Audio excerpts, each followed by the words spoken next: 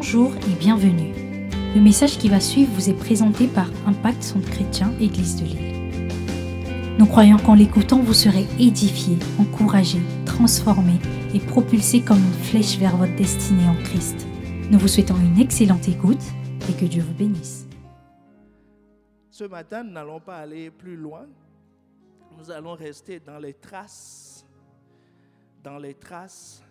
que les pères nous ont laissées ces dernières semaines. Qui reconnaît que Dieu a fait beaucoup de choses en 4 semaines? Ah, on peut acclamer le Seigneur pour cela.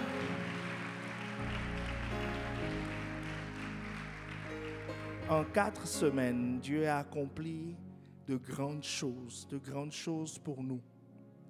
C'est pour ça que le titre du message de ce matin, c'est « Qu'avons-nous reçu durant ces 4 dernières semaines ?»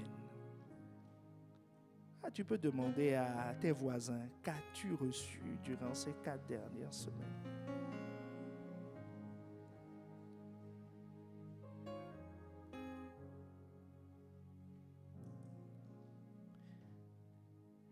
D'abord, Dieu nous a expliqué, nous a interpellés, a ouvert nos yeux sur une réalité. C'est que nous avons un héritage.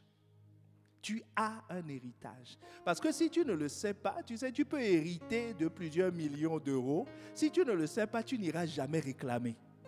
Est-ce que quelqu'un me suit? Donc Dieu nous dit que nous avons un héritage. 1 Pierre 1, le verset 3 à 4. Il dit, béni soit Dieu, le Père de notre Seigneur Jésus-Christ, qui, selon sa grande miséricorde, nous a régénérés pour une espérance vivante, par la résurrection de Jésus-Christ d'entre les morts, pour un héritage qui ne peut ni se corrompre, ni souiller, ni flétrir, lequel vous est réservé dans les cieux.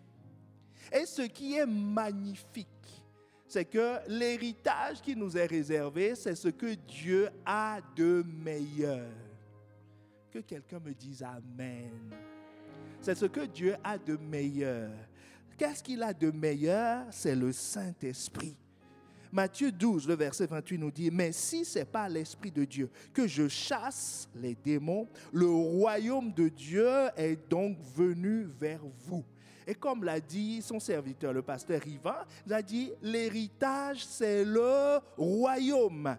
Et le royaume, c'est quoi?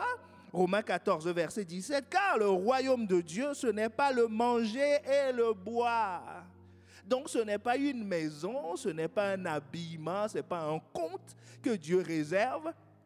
C'est bien plus que cela. Il réserve ce que l'argent ne peut pas acheter. Il dit, mais c'est la justice, la joie, la paix et la joie. Par qui? Par le Saint-Esprit.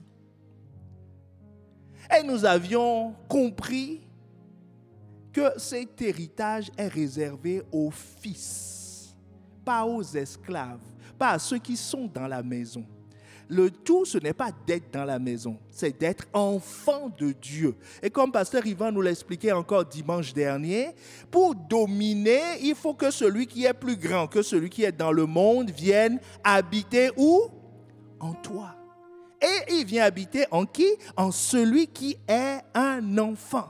Galates 4, le verset 16 dit, « Ainsi, tu n'es plus esclave, mais fils. Et si tu es fils, tu es aussi héritier par la grâce de Dieu. » L'héritage est réservé aux fils. Sinon, ça s'appelle donation. Que quelqu'un dise donation. On te fait un transfert d'argent, c'est tout. Transfert de quelque chose. Mais la chose, tu n'auras que ça. Alors que l'héritage t'appartient. L'héritage est réservé aux enfants. Et comme Dieu voulait confirmer sa parole, nous avons dit que l'héritage, c'est le Saint-Esprit, n'est-ce pas? Comme Dieu voulait confirmer sa parole, il a envoyé ses apôtres. Est-ce que quelqu'un me suit? Est-ce que tu vois ce que Dieu a fait? Il a envoyé ses apôtres. Dans la Bible, chaque fois que les apôtres sont envoyés, c'est pour un transfert d'onction. L'apôtre Paul dit aux Romains, « Car je désire vous voir pour vous communiquer quelques dons spirituels, afin que vous soyez affermis, ou plutôt afin que vous soyez encouragés ensemble au milieu de vous par la foi qui nous est commune à vous et à moi. » Il dit quoi? Je veux aller vers vous, Romains, pour vous communiquer un don spirituel, pour vous communiquer le Saint-Esprit. Quand l'apôtre Pierre et l'apôtre Jean sont allés en Samarie, après le ministère de Philippe, quand l'apôtre est arrivé, Acte 8, les apôtres qui étaient à Jérusalem, ayant appris que la Samarie avait reçu la parole de Dieu, y envoyèrent Pierre et Jean. Nous avions commencé le séminaire vendredi, n'est-ce pas? Il y a une première parole qui a été envoyée, et il y a une deuxième parole qui a été envoyée samedi. Et le Saint-Esprit a trouvé bon d'envoyer Pierre et Jean.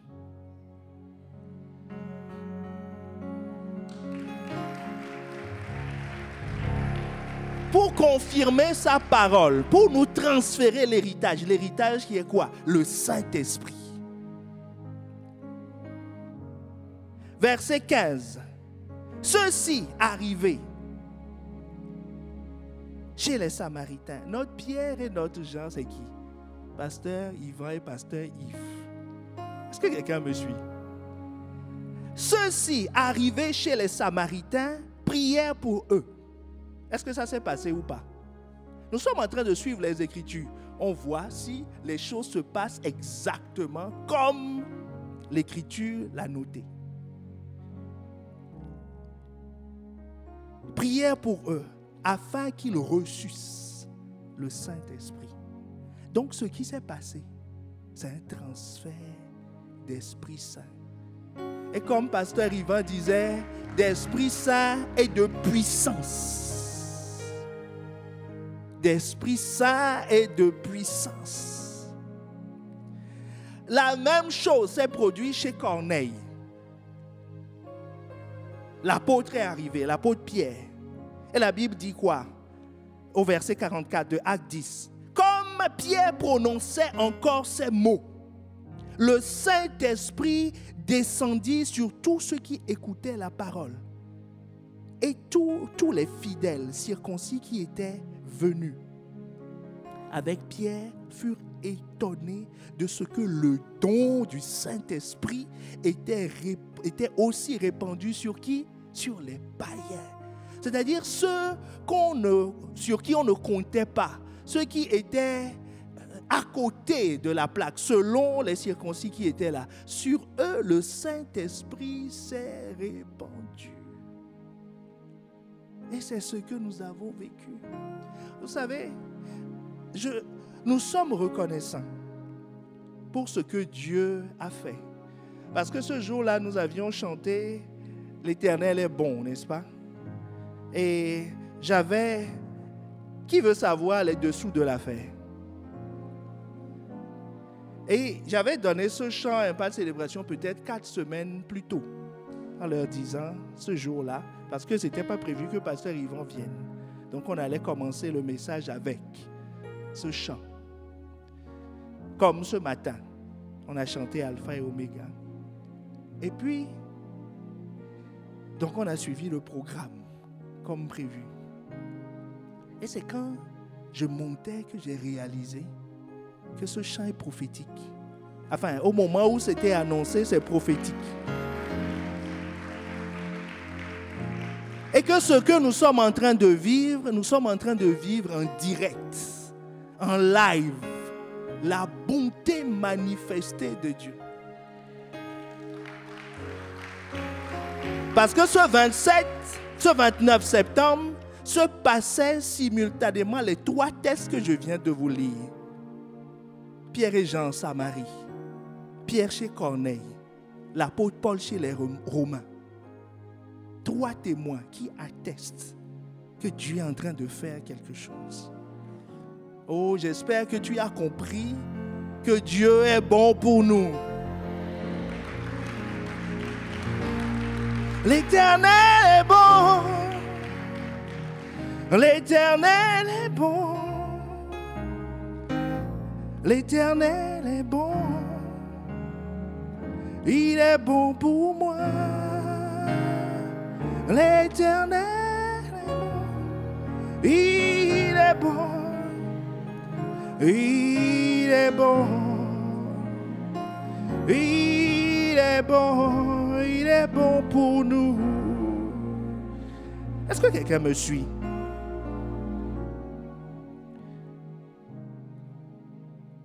L'Éternel est bon pour nous. Et quand ces choses se passent, qu'est-ce qu'il faut faire? Il faut sortir les 3 habitudes. Est-ce que quelqu'un me suit? Les 3 habitudes. J'écoute. Ça veut dire je prête attention. Pas j'entends. Je ne vois pas un spectacle. Je ne dis pas, pasteur Yvan que je voyais à la télé, je suis à 20 mètres de lui. Avec mon pointeur laser, je vois 20 mètres. Je dis, waouh, quelle proximité. Mon ami, ce n'est pas ça qui se passe. Il faut être conscient de ce qui se passe. Je dois écouter, je dois prêter attention. Chaque mot, chaque parole. Parce que ça transporte l'esprit. Est-ce que quelqu'un me suit? Ça transporte l'esprit. Donc ce qui se passe, ce qui s'est passé, ce qui se passe aujourd'hui, sois conscient. C'est pour ça que je te dis, je reste dans les traces et je viens avec l'autorité des pères. Hey!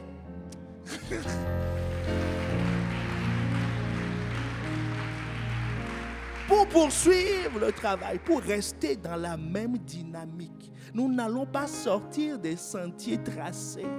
Nous n'allons pas inventer une nouvelle route. Nous allons marcher là où les pères ont marché. La Bible dit quoi? Marcher, c'est écouter. Quand tu écoutes, apprends. Apprends veut dire change ton système de pensée. Aligne ton système de pensée sur ce que tu as écouté. Et la 3e chose, prends soin. Dis à quelqu'un, prends soin. Ça veut dire que ça n'arrive pas par hasard. Prends soin de mettre ça en pratique scrupuleusement. Je te donne l'exemple. Ce matin, j'ai sorti 3 textes. J'ai lu, surligné, disant, l'apôtre est venu. Qu'est-ce qui doit se passer? Vous voyez ce que je veux dire? Mettre en pratique scrupuleusement. Comme Jésus disait aux disciples sur le chemin d'Emmaüs, il leur dit, tout ce qui se passe est conforme aux Écritures. Conforme. Donc c'est pour ça que tu dois mettre en pratique soigneusement, scrupuleusement ce que Dieu donne comme instruction. Et quand il a envoyé son serviteur, le pasteur Yvan, qu'est-ce qu'il nous a dit? Il nous a dit que celui qui opère dans la dimension de l'héritage, c'est toute sa vie qui est impactée. Ce n'est pas un bout de ta vie. L'héritage, ce n'est pas que le mariage, ce n'est pas que le travail, ce n'est pas que les finances. C'est les finances, travail, mariage, vie spirituelle, les enfants. Voilà, c'est ça l'héritage. C'est un impact total et global. Que quelqu'un me dise total et global. C'est ça l'héritage. C'est pour celui qui vit ça, ça veut dire que Dieu gouverne sa vie. Et il y a une autorité qui gouverne sa vie. C'est ça. Et quand ça se passe, il nous a dit, psaume 23, le verset 6, oui, le bonheur et la grâce m'accompagneront. Pas je les poursuivrai. Est-ce que quelqu'un me suit? Ils m'accompagneront tous les jours de ma vie. Et j'habiterai où? Dans la maison de l'Éternel jusqu'à la fin de mes jours. Parce que l'héritage, c'est dans la maison. Celui qui sort de la maison n'a pas d'héritage. C'est ce qui est arrivé au fils prodigue. Il est sorti de la maison, il n'avait pas d'héritage. Il se sentait riche, mais il n'a pas d'héritage puisque c'est parti. Et il mangeait avec les porcs.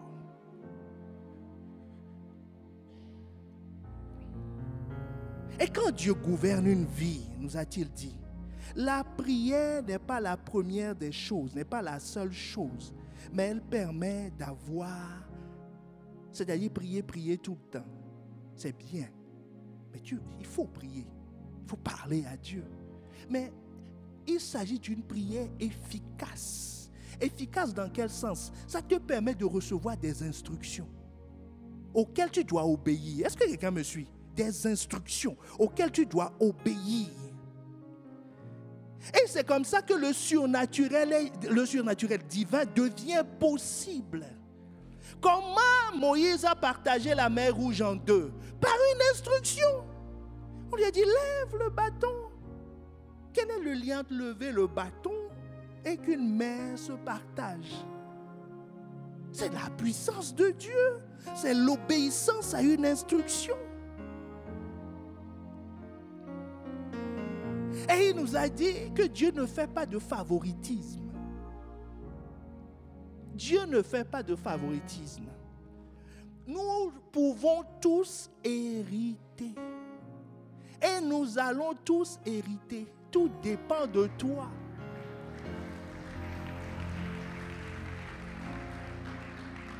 Tout dépend de l'état de ton cœur. Qu'est-ce qu'il a dit à Saül? L'Éternel dit à Saül, ne prends point garde à son apparence, à la hauteur de sa taille, car je l'ai rejeté. L'Éternel ne considère pas ce que l'homme considère. L'homme regarde à ce qui frappe les yeux, mais l'Éternel regarde au cœur.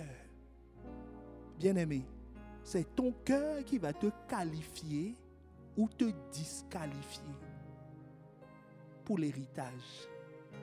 Mais je prie pour que ton cœur te qualifie. Dieu ne fait pas de favoritisme car il est capable de nous prendre là où nous sommes. Il est capable de te prendre là où tu es. Tu peux être aujourd'hui plus bas que terre. Ce n'est pas un problème. Tu peux être derrière les brebis. Ce n'est pas un problème. Tu peux être oublié. C'est-à-dire, quand on fait l'appel, on ne te cite même plus. Ce n'est pas grave. David, on l'avait oublié, mais il avait un héritage. Dieu est capable de te prendre de là où tu étais. Marie était une fille insignifiante. En Israël. Mais elle dit, une grâce m'a été faite. Que ce soit ton cas dans le nom de Jésus. Où que tu sois, que la grâce te localise et te prenne de derrière et te propulse devant.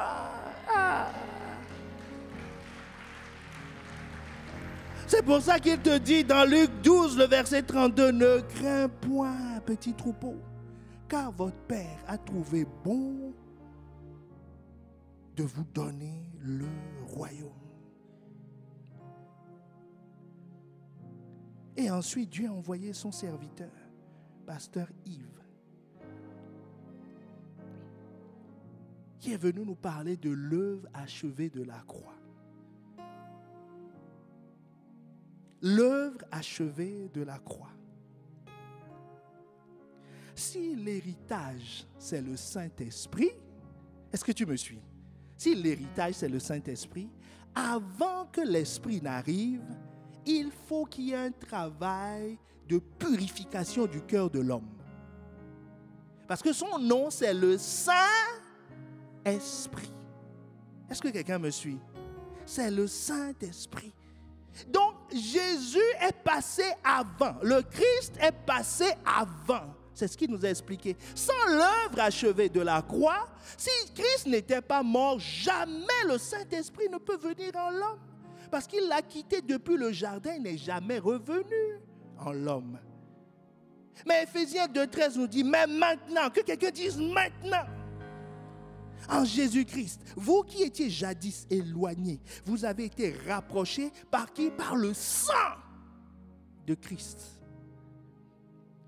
Et par sa parole, parce que Jean 17 nous dit, sanctifie-les par ta vérité. Et ta parole est la vérité. Pourquoi Dieu fait les choses ainsi? Il nous avait expliqué que la réponse se trouve dans 1 Jean 5, le verset 7 et 8. Dans la version King James, il est précisé que sur la terre, il y a 3 témoins. Dans la version Parole vivante, verset 8 nous dit, Verset 7 nous dit, ainsi il y a 3 témoins. Que quelqu'un dise 3 témoins. Parce c'est très important que nous comprenions ça pour hériter. L'héritage, c'est le Saint-Esprit, n'est-ce pas? Le Saint-Esprit, c'est le royaume. Mais le Saint-Esprit travaille avec 2 autres témoins. Ils sont tout le temps d'accord. Donc, il ne va pas là où les 2 autres ne sont pas passés. Est-ce que quelqu'un me suit?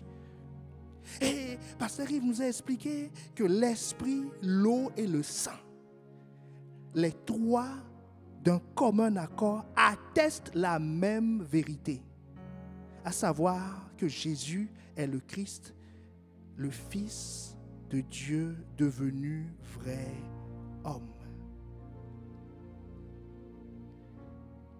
L'Esprit atteste, mais l'Esprit travaille avec 3. 2 témoins, l'eau qui signifie la parole et le sang qui nous a rachetés.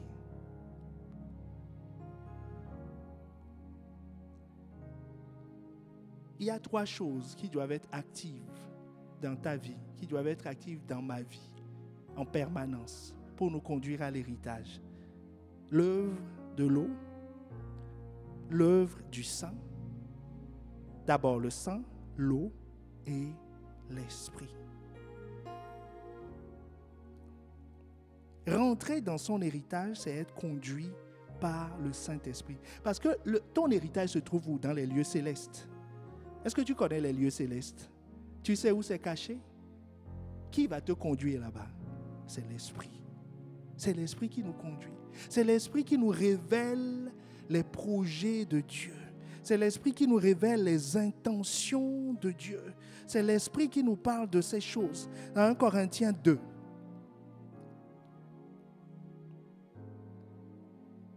Verset 10. Jusqu'au verset 12.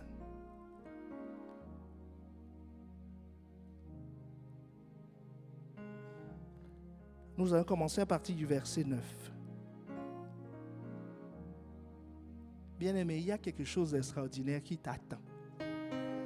Quelque chose de merveilleux qui t'attend. Et comme il est écrit, ce sont des choses que l'œil n'a point vues, que l'oreille n'a point entendues, qui ne sont jamais montées au cœur de l'homme, des choses que Dieu a préparées pour ceux qui l'aiment. Dieu nous les a révélées comment? Par l'Esprit. Car l'Esprit sonde tout, même les profondeurs de Dieu. Lequel des hommes, en effet, connaît les choses de l'homme, si ce n'est l'Esprit de l'homme qui est en lui? De même, personne ne connaît les choses de Dieu, si ce n'est l'Esprit de Dieu. Or, nous n'avons pas reçu l'Esprit du monde, mais l'Esprit qui vient de Dieu, afin que nous connaissions les choses que Dieu nous a données par sa grâce. Ce que Dieu nous a donné par sa grâce. Et les 2 dernières semaines, Pasteur Yves et Pasteur Yvan nous ont encore enseigné sur ce qui se passe. Quand tu as quelque chose en réserve, quand tu as un héritage qui t'attend, quand l'ennemi sait qu'il ne peut pas empêcher la manifestation de l'héritage de Dieu dans ta vie. Donc, qu'est-ce qu'il fait? Il essaie de te tirer, de te ramener à ton état antérieur. C'est-à-dire ton état sans héritage. Faire de toi à nouveau un non-héritier. Mais que quelqu'un dit, je refuse. Et ils nous ont montré plusieurs clés pour refuser. La prière. Je prie. Et vendredi dernier, par la grâce de Dieu, on a commencé à refuser certaines choses. Je dis, je ne retournerai pas en arrière. Je ne retournerai pas en arrière. Donc la clé de la prière est une clé. Pasteur Yvan nous a parlé de la clé de la nouvelle naissance. C'est logique. Puisque pour hériter, il faut être enfant. Est-ce que quelqu'un me suit? Elle nous a surtout parlé de la clé de la connexion. Donc de la soumission aux autorités. À ceux que Dieu a envoyés Mais nous avons compris qu'au-delà d'une personne, on ne parle pas d'une personne. On parle de celui qui l'a envoyé. Si tu es soumis à si tu es soumis à l'envoyé, imagine, le président Macron envoie le préfet ici. Le préfet vient de sa part. Et toi, tu dis, non, je ne parle pas au préfet. Si le président lui-même ne vient pas, tu viens de refuser qui? Le président. Est-ce que quelqu'un me suit?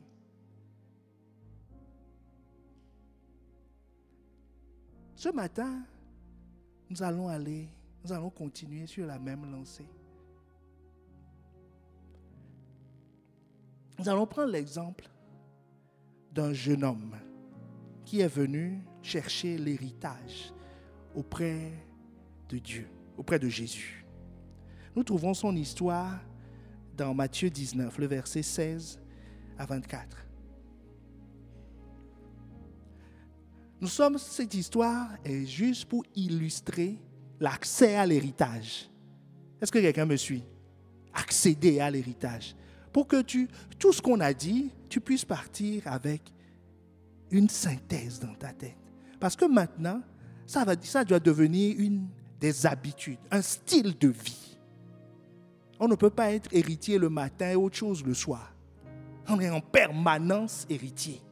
On poursuit l'héritage en permanence. Parce que je n'ai pas d'autre statut.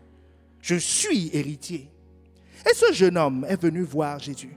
Dans certaines versions, on dit un homme. D'autres disent jeune homme. Et d'autres disent un chef. Donc c'est un religieux. Si on dit un chef, c'est un religieux. Et voici un homme s'approcha et dit à Jésus, Maître, que dois-je faire de bon pour avoir la vie éternelle? Et il lui répondit, pourquoi m'interroges-tu sur ce qui est bon? Un seul est bon. Si tu veux rentrer dans la vie, observe les commandements. Lesquels? Lui dit-il. Et Jésus lui répondit, tu ne tueras point, tu ne commettras point d'adultère, tu ne déroberas point, tu ne diras point de faux témoignages, honore ton père et ta mère, et tu aimeras ton prochain comme toi-même. Qu'est-ce que Jésus est en train de lui réciter? Exode 20, les 10 commandements. Jésus lui dit, tu vois les lois, c'est les lois, c'est la loi de Moïse. Jésus lui dit, respecte la loi de Moïse. Le jeune homme lui dit, j'ai observé toutes ces choses, que me manque-t-il encore? Jésus lui dit, si tu veux être parfait,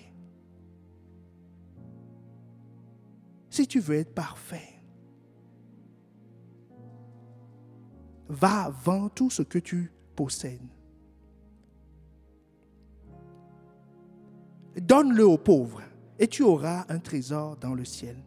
Puis viens et suis-moi. Après avoir entendu ces paroles, le jeune homme s'en alla tout triste, car il avait de grands biens.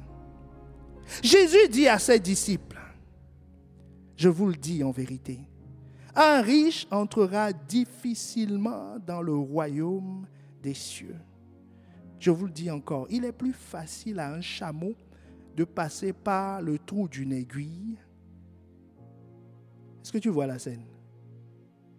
Tu vois l'aiguille où les gens à partir d'un certain âge font. Est-ce que tu me suis? Où ils prennent leurs lunettes. Donc, pour te dire que ce n'est pas accessible, ce n'est pas facile de voir le trou d'une aiguille. Alors qu'un chameau à 5 km, tu le vois.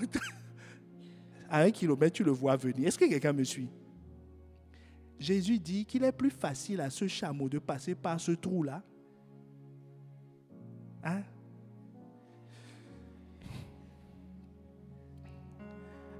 Le chameau même se demande comment. Est-ce qu'on est ensemble? Mais Jésus dit, c'est beaucoup plus facile. Non, réalisons, c'est plus facile à un chameau de passer par le trou de l'aiguille qu'à un riche d'entrer dans le royaume de Dieu. Autrement dit, à un riche d'hériter. Est-ce que quelqu'un me suit? Il dit qu'il est très difficile à une certaine catégorie de personnes. Il n'est pas en train de parler de riches numéraires. Jésus lui-même n'était pas pauvre. Puisqu'il a un trésorier. Tu connais un pauvre qui a un trésorier? Il a un trésorier. Il nourrit 12 personnes tous les jours. Pas les 3 personnes que tu nourris. 12 personnes tous les jours. À la fin de son ministère, il avait à sa charge 120. Est-ce que quelqu'un réalise? 120 personnes. On n'a pas compté les femmes. Est-ce que quelqu'un me suit? 120. Donc il n'était pas pauvre du tout. Et lui, il était dans le royaume. Donc on n'est pas en train de parler de... Ce n'est pas une lutte des classes. Hein? C'est la lutte. C'est pas, on n'est pas dans ce répertoire. Dis à ton voisin, on n'est pas dans ce répertoire. Bon, je ne vais pas continuer le chant, mais les connaisseurs savent de quoi. On n'est pas dans ce contexte. Quand il parle de riches, il parle de qui? Matthieu 6, 24. Il dit qu'il n'y a que 2 maîtres. Soit tu serviras Dieu, ou tu serviras Mammon. Autrement dit, ils ont un autre maître. Est-ce que quelqu'un me suit? Il dit, quelqu'un qui a un autre maître ne peut pas hériter du royaume. Enfin, il peut. Mais le chameau va le dépasser. Est-ce que quelqu'un me suit? Le chameau va le dépasser dans le trou de l'aiguille. Oh Seigneur, ouvre notre intelligence pour que nous puissions comprendre. Et il s'adressait à qui? Il s'adressait à un chef. Il s'adressait à un religieux. Et tu vois, cet homme, il a tout fait. Il a accompli toute la loi. On lui a dit, est-ce que tu voles? Il dit non. Il dit, je donne ma dîme, je donne mes offrandes. Toutes les lois juives, je suis. L'adultère dit comment? Je ne connais pas. Est-ce que quelqu'un me suit? Honore ton père et ta mère. Il dit, ah alors là, demande à ma mère. Elle va te dire comment je l'honore. Et la Bible nous dit, Jésus l'aima. Jésus l'aima. Donc ça veut dire que cet homme a respecté toutes les lois. Il a fait toutes les ordonnances. Mais Jésus dit, il faut aller plus loin. Quand on dit, il faut que si tu veux être parfait, dans certaines versions, il est dit, si tu veux aller plus loin. Je crois que c'est la version second 21. Si tu veux aller plus loin, qui veut aller plus loin ce matin? Donc, les lois ne donnent pas accès à l'héritage. Jésus lui dit, c'est les commandements. Le commandement. Celui à qui tu es soumis.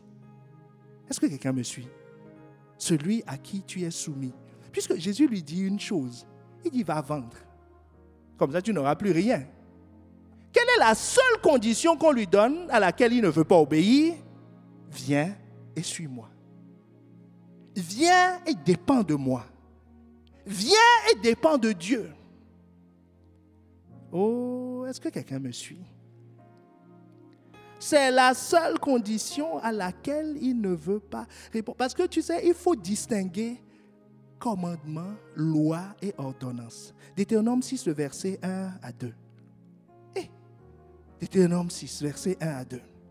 Voici les commandements, les lois et les ordonnances que l'Éternel, votre Dieu, a commandé de vous enseigner. On a cité combien de choses? Commandements, lois et ordonnances. Si c'était la même chose, on va les répéter? Non, ce n'est pas la même chose. Donc, on peut appliquer les lois sans être sous commandement. Est-ce que quelqu'un me suit? Parce que les lois, c'est quoi? C'est les clés. Les clés. Matthieu 16, 19. Jésus dit, je vous donnerai les clés du royaume. Ce que tu lieras sur la terre sera lié dans les cieux. Ce que tu délieras sur la terre sera délié dans les cieux. Ça veut dire que tu peux activer des lois sans être sous commandement. Est-ce que quelqu'un me suit? Tu peux avoir des enfants sans te marier. Tu veux appliquer une loi ou pas? Vrai ou faux? Si tu appliques la loi de la reproduction, tu vas avoir un enfant. Mais tu n'es pas dans un cadre. Est-ce que quelqu'un me suit?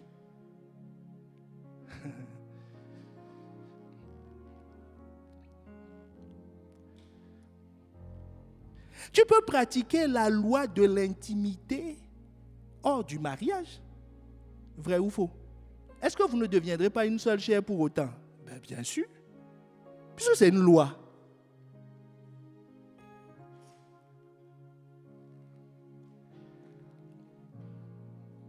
Est-ce que quelqu'un me suit? Je t'amène à comprendre la différence entre les lois et être sous commandement. Tu peux très bien savoir conduire sans permis. Qui connaît quelqu'un qui...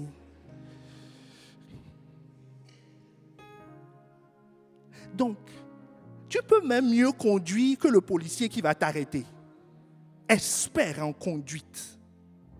Mais s'il t'attrape, il va dire quoi? Est-ce que tu as appliqué les lois de la conduite? Oui, tu as appliqué les lois de la conduite. Parce que la voiture t'obéit. Si tu rentres dans la voiture, qui est déjà rentré dans une voiture, tu mets le contact de la voiture, te dit, monsieur, présentez-moi votre permis. Ça n'arrive pas. Si tu appliques les lois liées à la voiture, la clé, tu mets le contact comme il faut. Tu peux avoir ton permis dans certaines voitures. Si tu ne sais pas par où il faut passer pour démarrer la voiture, ben, tu resteras là avec ton gros permis sur le... Donc, si tu appliques les lois, tu vas avoir des résultats. Est-ce que quelqu'un me suit? Mais ça ne veut pas dire que tu es sous couverture. Ça ne veut pas dire que ce que tu fais est légal. Amen. Voilà. Donc, je peux savoir conduire et ne pas avoir le permis. Ben, maintenant, si j'ai même le permis, ce n'est pas parce que j'ai le permis que je dois conduire. Pour conduire, c'est sous l'autorité du préfet. Parce qu'il peut décider qu'aujourd'hui, c'est journée sans voiture. Et toi, tu vas dire, j'ai mon permis, monsieur le préfet. J'ai mon permis. Donc, je rentre dans la voiture, je conduis comme je veux. On va te dire, monsieur, vous êtes hors la loi. Pourquoi? Parce que l'autorité qui est au-dessus a décidé que ce ne sera pas ainsi. Donc, les lois ne sont actives, ne sont valables que dans un régime. Est-ce que quelqu'un me suit? Ce jeune homme, il a obéi à toutes les lois, mais sans être soumis à Dieu. Est-ce que tu vois la différence? Puisqu'il voit Jésus. Jésus lui dit, viens, suis-moi. Il dit non, mais il a respecté toutes les lois. Il a donné sa dîme, il a servi. Il est pharisien peut-être. Il sait. Il travaille pour Dieu, il vit pour Dieu. Il étudie la Bible à longueur de journée. Mais il n'est pas soumis. Et c'est pour ça qu'il ne rentre pas dans l'héritage. Est-ce que quelqu'un me suit? Puisqu'il vient chercher la vie éternelle qui est l'héritage. Mais il ne l'aura pas. Et il est reparti sans. Pourquoi? Parce qu'il a refusé d'être sous autorité.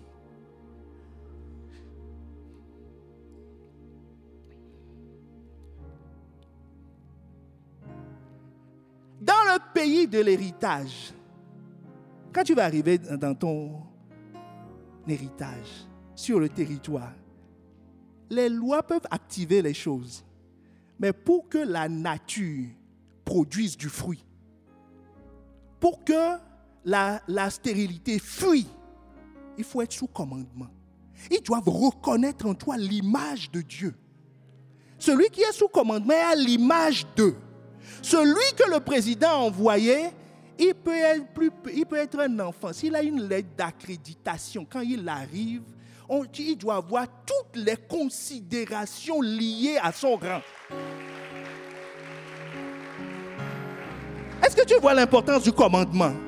Quand tu es sous autorité, quand tu viens de la part d'eux, c'est pour ça que ce n'est pas parce qu'on prie, on dit, je te chasse au nom de Jésus. Esprit de... non, pas au nom de Jésus. Je te chasse, je fais... C'est pas ça qui... C'est au nom de Jésus. Au nom d'eux. Je viens de la part d'eux. Je viens sous l'autorité d'eux. Je me place dans le travail que Jésus a fait. Je me cache dans son sang. J'ai été lavé par l'eau.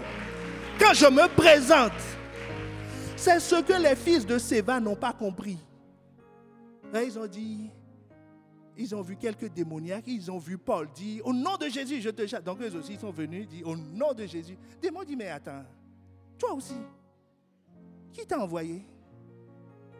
Il dit, mais Paul, je connais, il est sous autorité. Mais toi, qui es-tu? Est-ce que quelqu'un me suit? Toi, qui es-tu? Donc, pour accéder à l'héritage, il faut une autorité. Une autorité. Une autorité. Jésus explique à ce jeune homme, obéir à la loi, c'est bien, mais c'est mieux d'être sous autorité. C'est pour ça que Pasteur Ivan nous disait, Romains 8, 14, car tous ceux qui sont conduits par l'Esprit de Dieu sont fils de Dieu. C'est pour ça qu'il nous disait, Luc 4, le verset 1, Jésus, rempli du Saint-Esprit, revint au Jourdain et fut conduit. Jésus était sous le contrôle total du Saint-Esprit, sous le contrôle total de sa volonté. Il ne faisait que ce qu'il voit faire au Père. Il ne disait que ce que le Père a dit. Il ne jugeait que selon ce que la parole a dit. C'est pour ça qu'il interpellait les disciples d'Emmaüs pour leur dire, mais ne savez-vous pas que ce qui se passe est conforme aux Écritures? Je suis en train de te montrer que la soumission aux autorités, à l'autorité de quoi? C'est l'autorité de la parole. Ce que Dieu a dit te donne le pouvoir de commander. Quand tu seras sur le pays, dans ton héritage, tu commandes et tu obéis. Parce que tu viens de la part d'eux. Parce que tu ne viens pas en ton propre nom. Tu as été envoyé. Tu as été envoyé. C'est ce que le centenier romain a compris. Il a observé Jésus. Il avait compris que Jésus, c'est notre modèle, n'est-ce pas? C'est lui qui nous conduit dans le pays. Il dit, je suis soumis. Je suis soumis. Je suis conduit par le Saint-Esprit. Le Saint-Esprit qui connaît le royaume. Celui qui connaît les intentions de Dieu. Celui qui connaît les plans et les projets que Dieu a fait pour toi. Il te dit, il te faut lui être soumis. Le centenier dit à Jésus, Matthieu 8, le verset 8. Seigneur, je ne suis pas digne que tu entres sous mon toit, mais dis seulement un mot et mon serviteur sera guéri. Et Jésus lui dit, va, qu'il te soit fait selon ta foi. Verset 13. Et à l'heure même, le serviteur fut guéri. Ce matin, alors que tes yeux vont s'ouvrir sur l'importance des sous-autorités, tous ceux qui te poursuivaient vont lâcher prise. Vont lâcher prise. Vont lâcher prise. Vont lâcher prise. Vont lâcher prise. Comment reconnaît-on celui qui est sous commandement ou sous autorité? Le centenier romain va nous le dire. Il dit, moi je suis un officier de sa majesté. Il dit, verset 9, car moi qui suis soumis à des supérieurs, j'ai des soldats sous mes ordres. Et je dis à l'un, va, et il va. Et à l'autre, viens, et il vient. Et à mon serviteur, fais cela, et il le fait. Jésus dit, waouh, formidable. Tu as compris ça? Il dit, oui. Il dit, c'est comme ça que ça marche. Il dit, moi je suis officier. Je commande et on m'obéit. Pourquoi je commande? Ce n'est pas parce que je suis centenier romain. C'est parce que je suis soumis à un commandant. Je suis soumis à un général. Quand je donne un ordre, on obéit. Il dit, Jésus, je t'ai observé. Toi aussi. Tu es soumis à quelqu'un. Donc, dis seulement un mot. Dis seulement, dis. Quels sont les signes quand on est soumis à la parole? C'est qu'on va et on vient sur une parole, pas sur ce que je veux. Est-ce que quelqu'un me suit? Pas ce que j'ai envie de faire. Les gens mènent leur vie selon ce qu'ils ont envie de faire. Quand il a envie de prier, il prie. Quand il a envie de lire, il lit.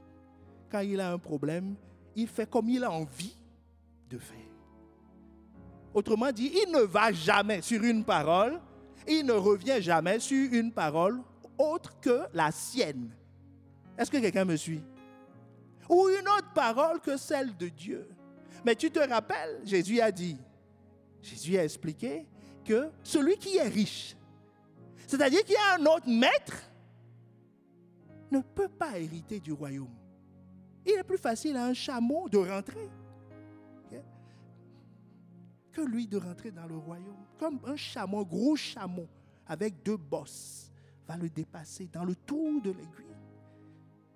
Et que lui, il ne rentrera pas. Il peut respecter toutes les lois. Les lois vont répondre à un certain niveau. Est-ce que quelqu'un me suit? Regarde, la loi de la reproduction a marché pour d'autres. Mais la loi de la reproduction n'a pas marché pareillement pour Sarah et Abraham. Parce qu'ils étaient hors délai. Est-ce que quelqu'un me suit? Ils étaient hors cadre. À 80 ans, Abraham dit, viens par ici. Et puis, quelque chose s'est passé. Et puis, ils ont eu un enfant. C'est tout. Pourquoi? Parce que Dieu a dit. Dieu a dit.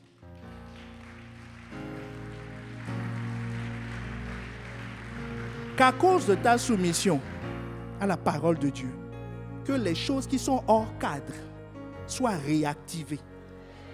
Comme Abraham, ce qui semblait être hors du temps, là où tu semblais avoir un retard, que ce temps te soit donné, que ces lois qui semblaient périmées soient réactivées et s'accomplissent dans le nom de Jésus. Celui qui est sous autorité obéit à une parole. Quelle parole? La parole de Dieu. Il va sur la parole de Dieu. Il vient sur la parole de Dieu. Donc, tu vois, ça lui imprime toutes sortes de mouvements. Il dit, à l'un va, à l'autre vient. Donc, ça veut dire que c'est une obéissance individuelle. Puisque le centenier a il a au moins 100 soldats dans sa cohorte. Est-ce que tu me suis?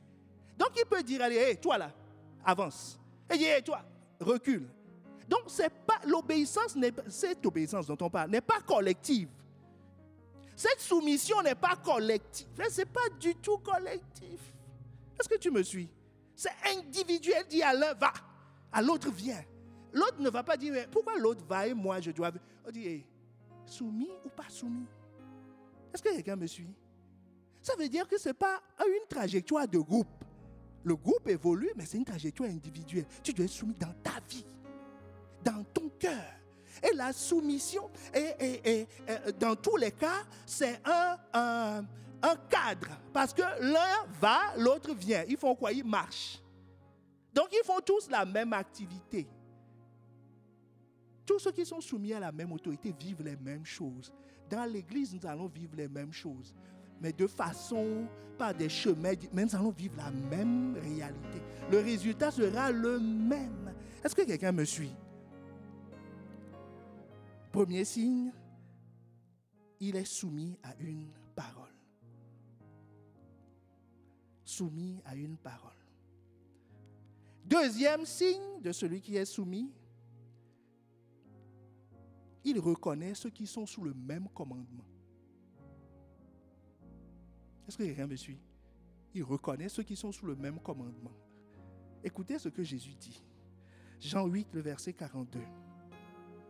Jésus leur dit, si Dieu était votre Père, vous m'aimeriez. Car c'est de Dieu que je suis sorti et que je viens. Je ne suis pas venu de moi-même, mais c'est lui qui m'a envoyé. Il dit quoi? Si tu es soumis à Dieu, à sa parole, tu reconnaîtras ses envoyés. Oh, je croyais qu'il y aurait un amen plus massif.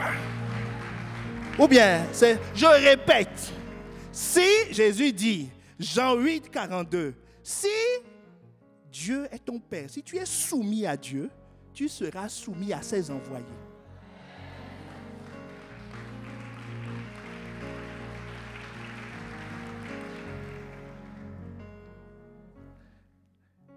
Quand j'ai compris ces deux choses, j'ai dit, waouh, Seigneur, c'est trop fort. Donc il faut être, pour hériter, pour aller plus loin, comme Jésus disait, si tu veux être parfait, il faut que tu sois soumis à une parole. À une parole. Quand j'ai découvert ces deux signes, à une parole et à ceux que Dieu a envoyés, je me suis dit non, ça c'est trop fort. Je voulais tourner la page. Et il me conduit dans Hébreux 7, le verset 4. Hébreux 7, le verset 4. Parce que ces deux signes-là concernent ton cœur. Est-ce que quelqu'un me suit? Être soumis, c'est une attitude de cœur. Mais ton héritage est composé de ton cœur, est composé des choses que Dieu va te donner. Est-ce que quelqu'un me suit? Les choses, ça fait partie de ton héritage. Il n'y a pas que toi. Il y a toi et les choses qui te suivront. Est-ce que quelqu'un me suit? Les choses. Donc, toi, tu ne peux pas être consacré et les choses ne le sont pas. Donc, ça veut dire que vous serez dans deux mondes complètement différents. Tu as tes choses ici à Villeneuve, tu es à Villeneuve-d'Ascq et tes choses sont à Paris. Ben, tu ne peux pas en jouir. Tes choses doivent venir avec toi, doivent cheminer avec toi. Est-ce que quelqu'un me suit? Tes biens matériels doivent être transférés, ils doivent t'accompagner. Donc partout où tu es, ils doivent être là. Et comment on met ces choses sous autorité? Considérez combien est grand celui auquel le patriarche Abraham donna la dîme du butin. Est-ce que quelqu'un me suit? La dîme du butin. La dîme de ce qu'il a. Tu ne peux pas dire à ton argent de donner son cœur. Il va te dire, comment? Je n'ai pas de cœur. Mais Abraham, le patriarche, a donné la dîme de tout ce qu'il avait à Melchisédek, le souverain sacrificateur. Il a confié à Dieu et il a sécurisé. Il a placé sous autorité tous ses biens. Est-ce que quelqu'un me suit? Est-ce que quelqu'un me suit? Comme ça, ils te suivront là où tu es. Ton cœur va t'amener dans cette dimension. La soumission de cœur va t'amener dans cette dimension. La dîme va soumettre tes revenus, tes vaches, tes terres, tes maisons, tout ce que tu as, ils seront transférés avec toi. Partout où tu iras dans le royaume, ils seront à côté.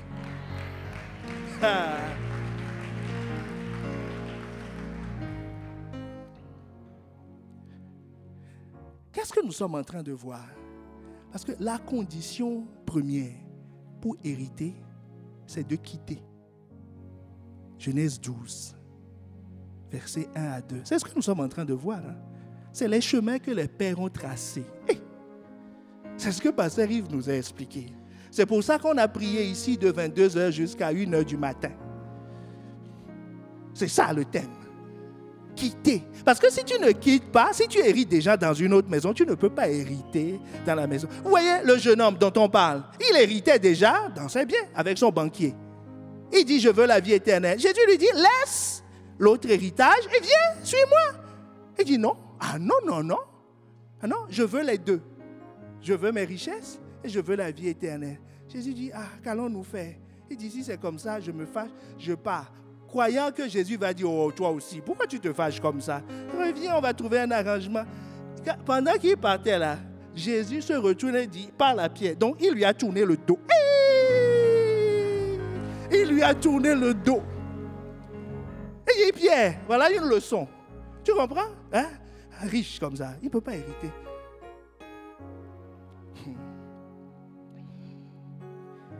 Dieu te fait quitter par ses clés la maison de ton père. Te fait quitter ta patrie parce que tu te soumets à quelqu'un d'autre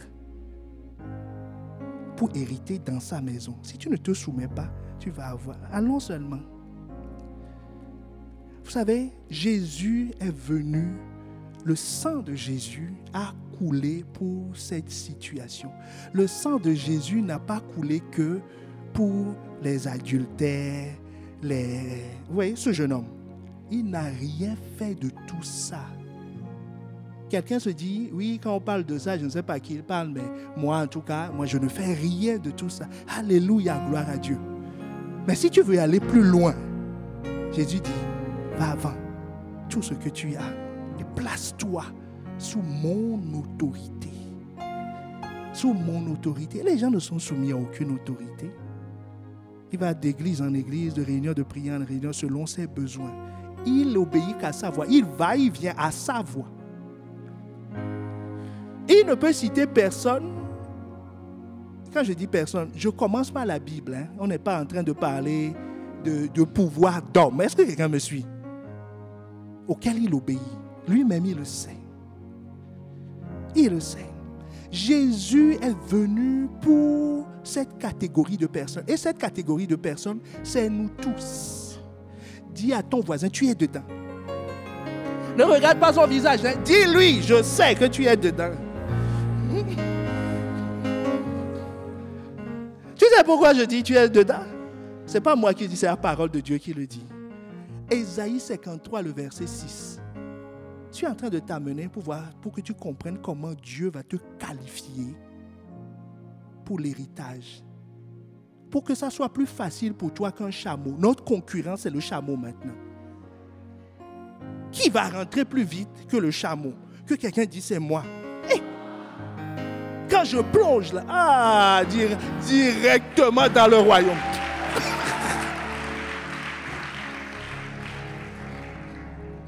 Le chameau va se tourner vers Jésus et dire, mais Jésus, c'est comment? Il y a une autre loi que le gars a activée. Ésaïe 53, le verset 6. Nous étions tous errants, comme des brebis. Tous. Chacun suivait sa propre voie. Et l'Éternel a fait retomber sur lui l'iniquité de nous tous. Chacun suivait sa propre voie. Chacun obéissait, allait, venait à sa propre voie. Chacun faisait ce qu'il voulait. Chacun se conduisait comme il voulait. En disant, c'est la liberté. Et l'Éternel a fait tomber sur lui l'iniquité de nous tous. Donc, c'est quoi l'iniquité?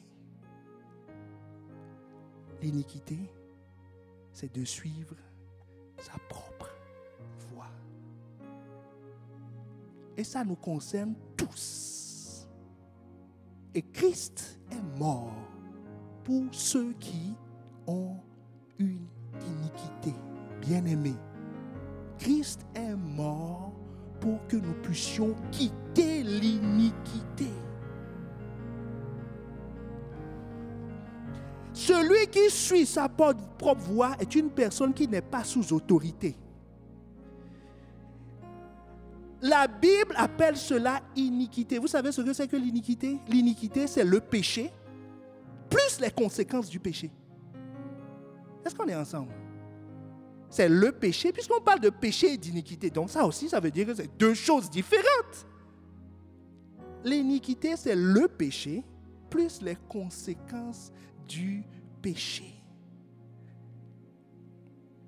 L'iniquité est transférable. Exode 20, le verset 5.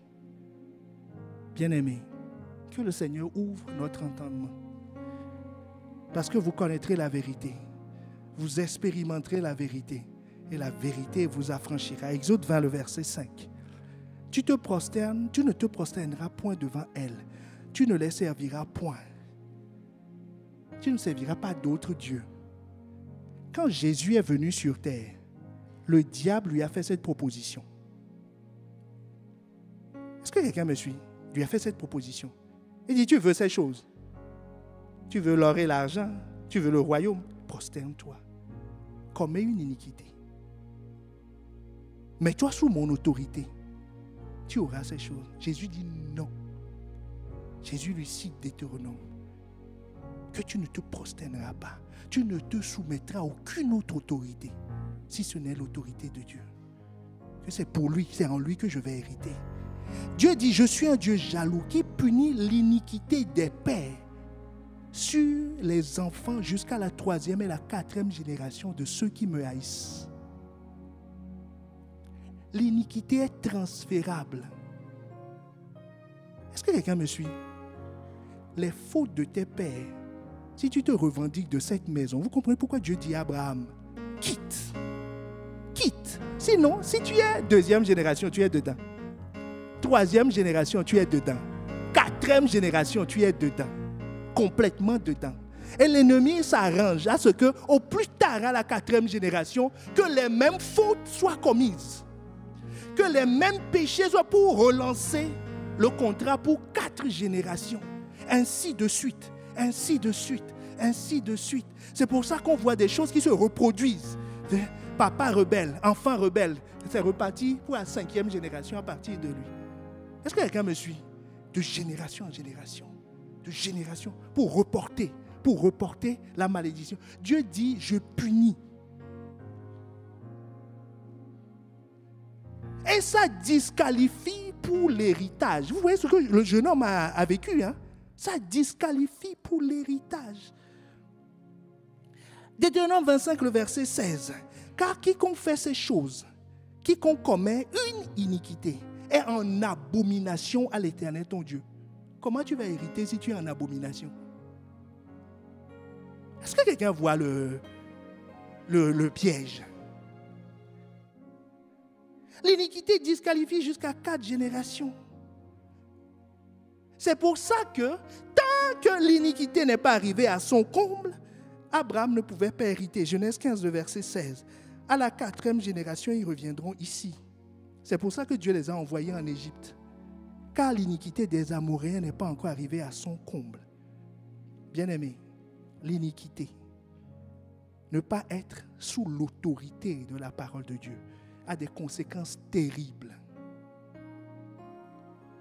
Terribles.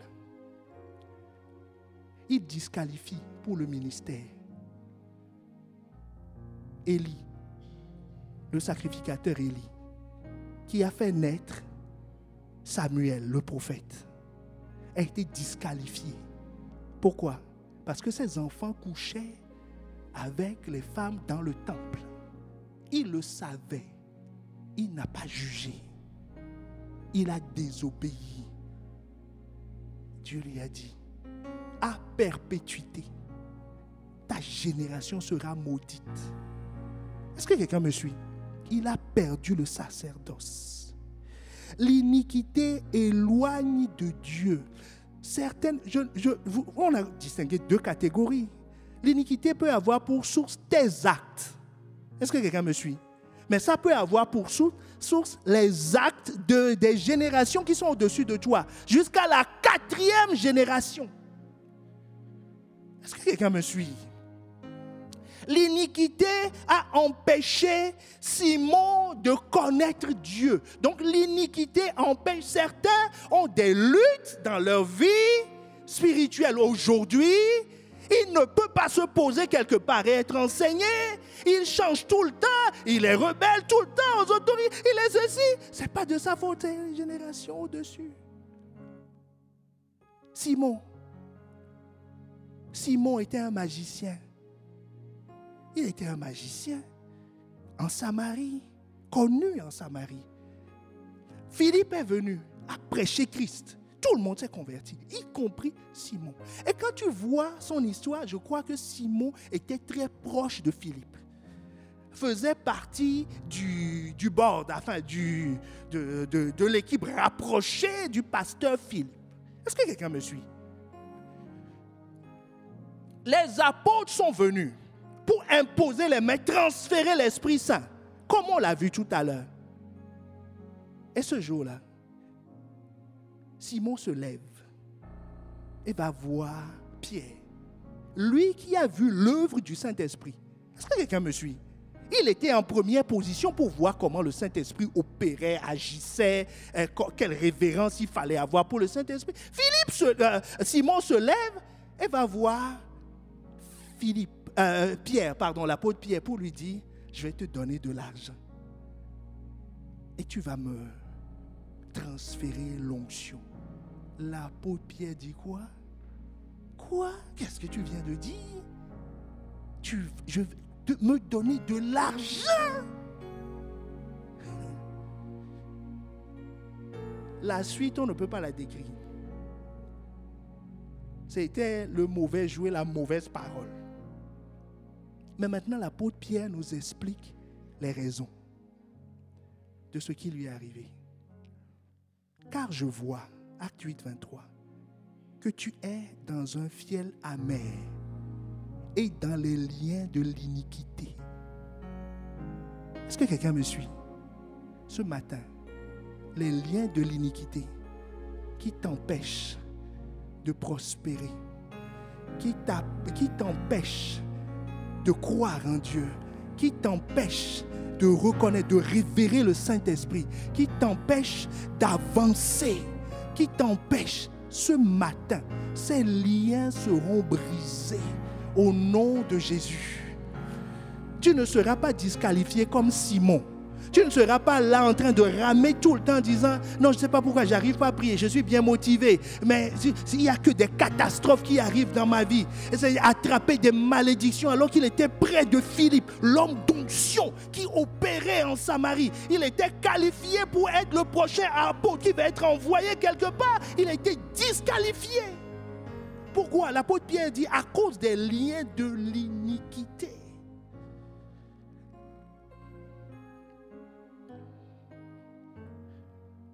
L'iniquité exclut de l'héritage. Celui qui est dans les liens de l'iniquité, le pays le vomira.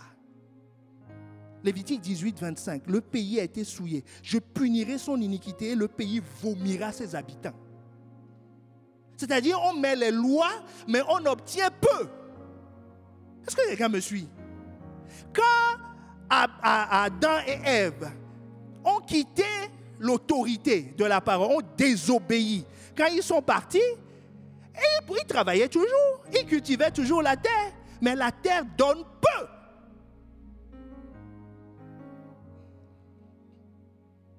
La terre donne jusqu'à la hauteur de la loi, c'est-à-dire ce qu'elle te doit. Mais Dieu dit, à mes bien-aimés, j'en donne autant pendant leur sommeil. C'est-à-dire, il n'y a pas il ne mesure pas, il prend la louche ou la marmite, il verse comme ça. Il dit, je ne compte pas.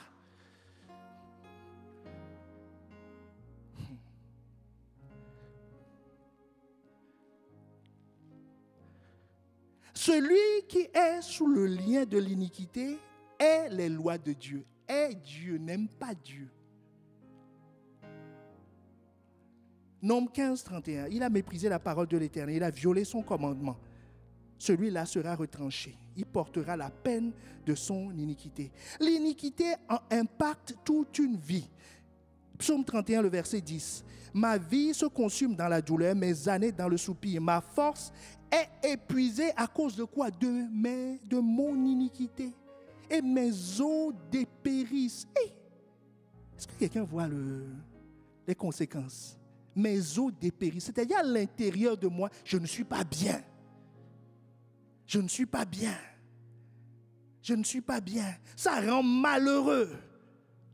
Ça rend malheureux. Certains, ce mal-être. Est-ce que quelqu'un comprend de quoi je parle? Ce mal-être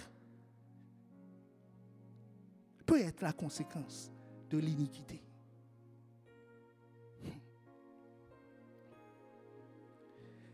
L'iniquité appauvrit. Ce matin, Dieu va s'attaquer au problème de pauvreté chronique. Je ne dis pas brasser de l'argent, mais en faire quelque chose. C'est deux choses complètement différentes. En faire quelque chose. Jérémie 5, le verset 25. C'est à cause de vos iniquités que ces dispensations n'ont pas lieu. Ce sont vos péchés qui vous privent de ces biens. L'iniquité peut faire qu'on t'oublie. L'iniquité a fait qu'on a oublié David le jour de l'onction. Mais la rédemption l'a requalifié. Pourquoi? Parce que dans le psaume 51, il dit, j'ai été conçu dans l'iniquité. Il y avait une iniquité qui était attachée à sa vie. Quand on fait l'appel, on dit, mais est-ce que quelqu'un comprend? Tu vas quelque part, on dit, non, tu oublies toujours. Tu es toujours oublié. Tu es le dernier. On dit, ah, toi aussi tu es là, ainsi de suite. Tu envoies ton dossier, c'est toi qui es le dernier à avoir posé dessus, mais ça se retrouve en bas. L'iniquité peut faire ça. Mais la rédemption te fait sortir de là où tu étais, te replace. Jérémie 30, verset 14. Tous ceux qui t'aimaient t'oublient. Aucun ne prend souci de toi, car je t'ai frappé comme frappe un ennemi. Je t'ai châtié avec violence à cause de la multitude de tes iniquités, du grand nombre de tes péchés. Est-ce que quelqu'un me suit?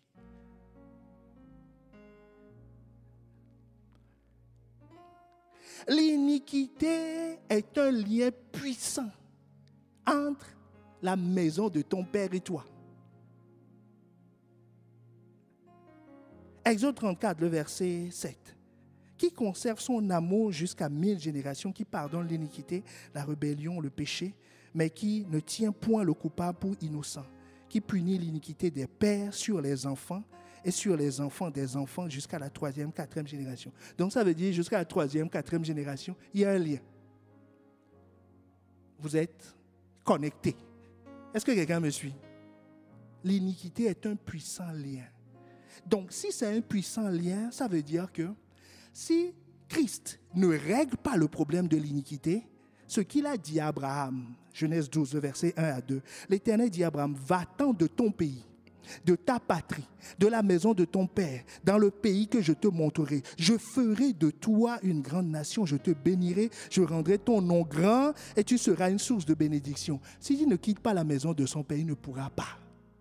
Est-ce que quelqu'un me suit? Donc Dieu va régler le problème de l'iniquité, des liens que tu traînes pour te faire rentrer parce qu'il a trouvé bon de te donner le royaume. Il a trouvé bon de te donner le royaume. Est-ce que la nouvelle création, parce que quelqu'un dit non, je suis en Christ, je suis une nouvelle créature, les choses anciennes sont passées. Est-ce que ça concerne la nouvelle création? Oui, ça concerne la nouvelle création. Simon est né de nouveau. Est-ce que quelqu'un me suit? Simon, dans Acte 8, est né de nouveau. Élie est un serviteur, plus que star.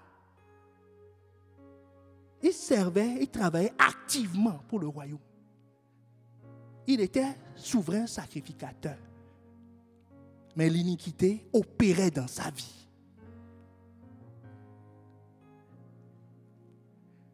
Certains, ils sont nés de nouveau, mais ils réclament toujours l'héritage familial. Ils veulent l'argent de papa et maman. Mais il sait que c'est l'iniquité qui l'a produit. Est-ce que quelqu'un me suit? Il aime ça. Papa aussi sait. Maman aussi sait. Donc, quel que soit ce qu'il dit, il dit, oh, tu vas revenir. Tu viendras demander. Est-ce que quelqu'un me suit? Il y en a, ils savent qu'il y a quelque chose qui les lie, mais ils aiment les avantages de la chose. Pensant comme le jeune homme, je vais aller prendre et je serai indemne. Il ne sait pas qu'il est en train de maintenir un lien. Est-ce que quelqu'un me suit? Et il y en a qui revendiquent et disent, chez nous. Il dit, mais tu es né dans le royaume. Il dit, non, nous chez nous, tu sais, on n'est pas n'importe qui. Hein? Et il dit, mon père, mon pédigré, ma mère, mon pays, ma culture. Autrement dit, j'appartiens à cette maison. Ne l'oubliez pas. Mais il y a l'iniquité dans la maison. Est-ce que quelqu'un me suit? Il y a l'iniquité dans cette maison.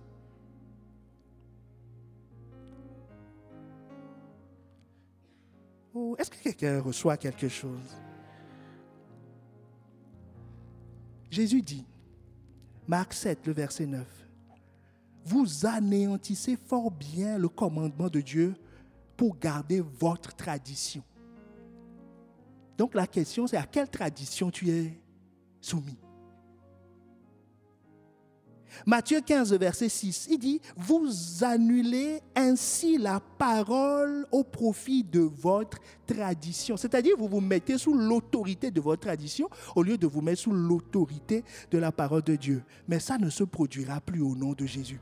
Quelqu'un a maintenant les yeux ouverts pour comprendre que je dois me soumettre à cette parole-là. Ce que cette parole te dit, c'est cette parole qui va me sortir de la maison des pères, qui va couper ce lien, quelle que soit la génération, 2e, 3e, 4e, et quelles que soient mes fautes commises moi-même, sont annulées par le sang de Jésus. La bonne nouvelle, c'est que Dieu pardonne l'iniquité. Dieu pardonne l'iniquité. Hébreux 8, le verset 12. Parce que je pardonnerai leur iniquité et que je ne me souviendrai plus de leur péché.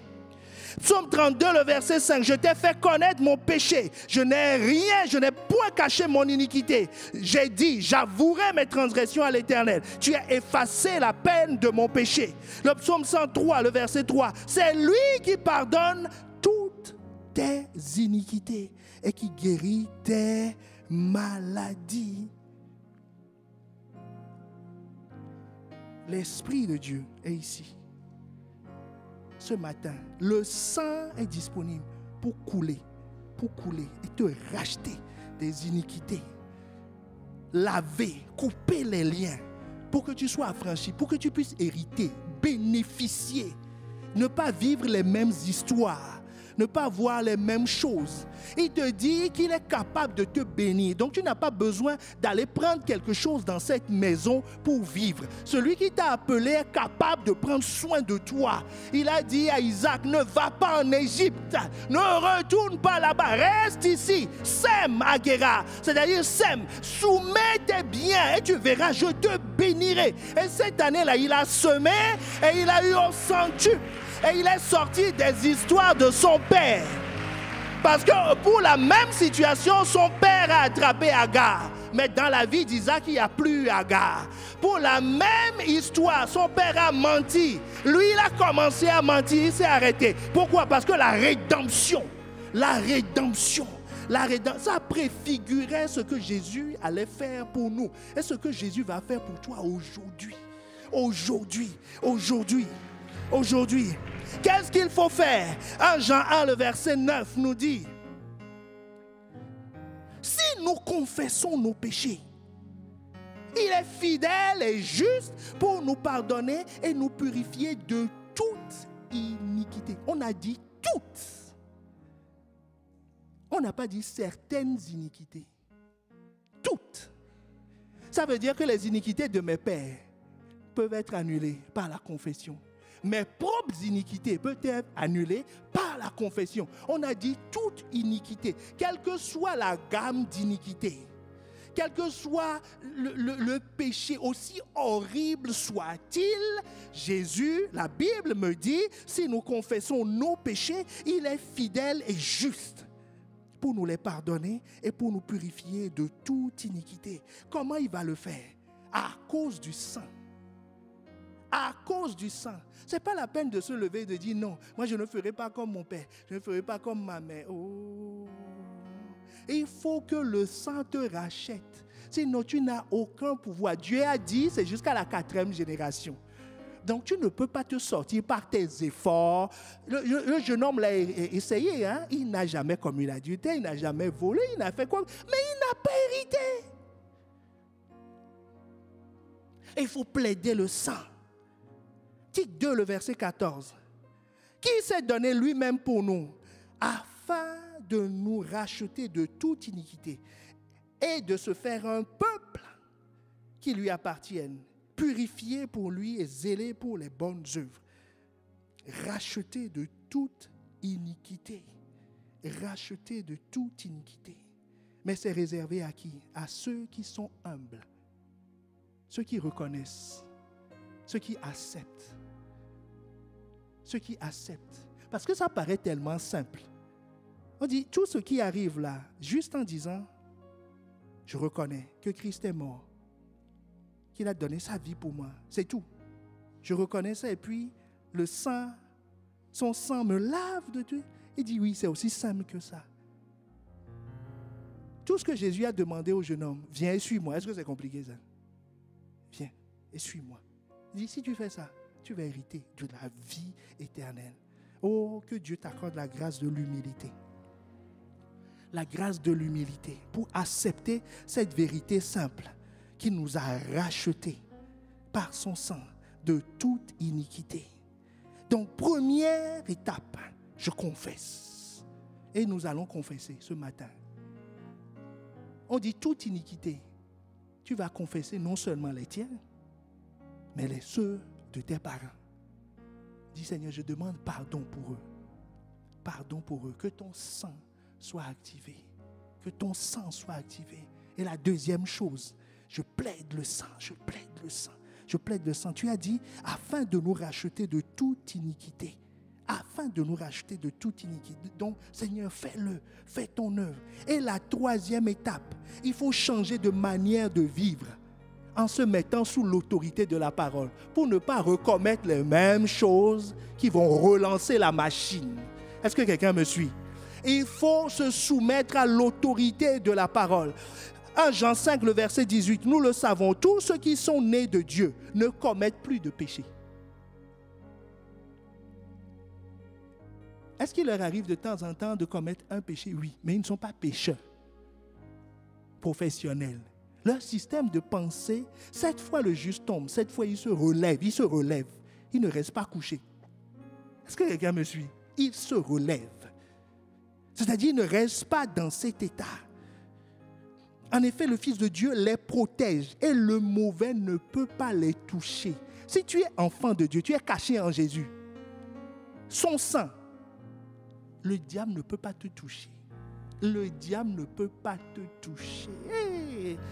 Comment cela se passe-t-il? Cela se passe selon Jean 1, le verset 12 à 13, mais à tous ceux qui l'ont reçu, à ceux qui croient en son nom, elle a donné le pouvoir de devenir enfant de Dieu. Quand tu te soumets à l'autorité, qu'est-ce que le centenier romain a compris? Il dit, si tu es soumis à des autorités, tu as un pouvoir, n'est-ce pas? Si tu es soumis à la parole de Dieu, tu as un pouvoir. Tu as le pouvoir de commander, d'être obéi. Tu cites la parole et elle s'exécute. Elle s'exécute. Elle s'exécute. Elle s'exécute. Parce que celui qui a confessé, celui qui a plaidé le sang, doit s'éloigner de toute iniquité, absolument. C'est pour ça que 1 Pierre 1, le verset 17 à 19, nous dit, si vous invoquez comme Père celui qui juge selon l'œuvre de chacun, sans acception de personne, conduisez-vous avec crainte pendant le temps de votre pèlerinage, sachant que ce n'est pas par des choses périssables, par de l'or, par de l'argent ou de l'or, que vous avez été rachetés de la vaine manière de vivre que vous avez hérité de vos pères. C'est ça qui crée l'iniquité. Vous avez été rachetés, mais par le sang précieux de Christ, comme l'agneau sans défaut et sans tache. Comme l'agneau sans défaut et sans tache. Et ce sang peut nous laver, Hébreux 9, le verset 14, combien plus le sang de Christ, qui par un esprit éternel s'est offert lui-même sans tache à Dieu, purifiera-t-il votre conscience des œuvres mortes, afin que vous serviez le Dieu vivant. Afin que vous serviez le Dieu vivant. C'est ce qui va se produire encore ce matin. C'est ce qui va se produire ce matin. Qui veut se mettre sous l'autorité de la parole? Qui veut confesser? Qui veut dire, je veux quitter la maison de mes pères. De mon père, j'en ai pas plusieurs. Je veux quitter la maison de mon père. Je veux me mettre sous l'autorité de la parole. Avant, je croyais que j'avais le choix de prendre ce que je veux, à gauche et à droite. Je peux juste activer les lois et que ça suffit pour vivre. Non, ça ne suffit pas pour vivre. Je peux opérer dans toute la loi. Ce que Dieu demande, c'est que j'obéisse à sa voix, que j'aille à sa voix, que je vienne à sa voix, que je fasse selon ce qu'il me dit. Il dit, celui-là Il sort de la maison de son père. Ses iniquités sont pardonnées. Ses liens sont coupés. Il devient une nouvelle créature. Les choses anciennes sont passées. Il n'est pas dans 3 ou 4 générations. Il n'est pas en train de transmettre un héritage aux enfants de ses enfants, un mauvais héritage. Est-ce que quelqu'un veut se lever et commencer à élever la voix? Et commencer à élever la voix. Parce que c'est la saison, c'est le moment.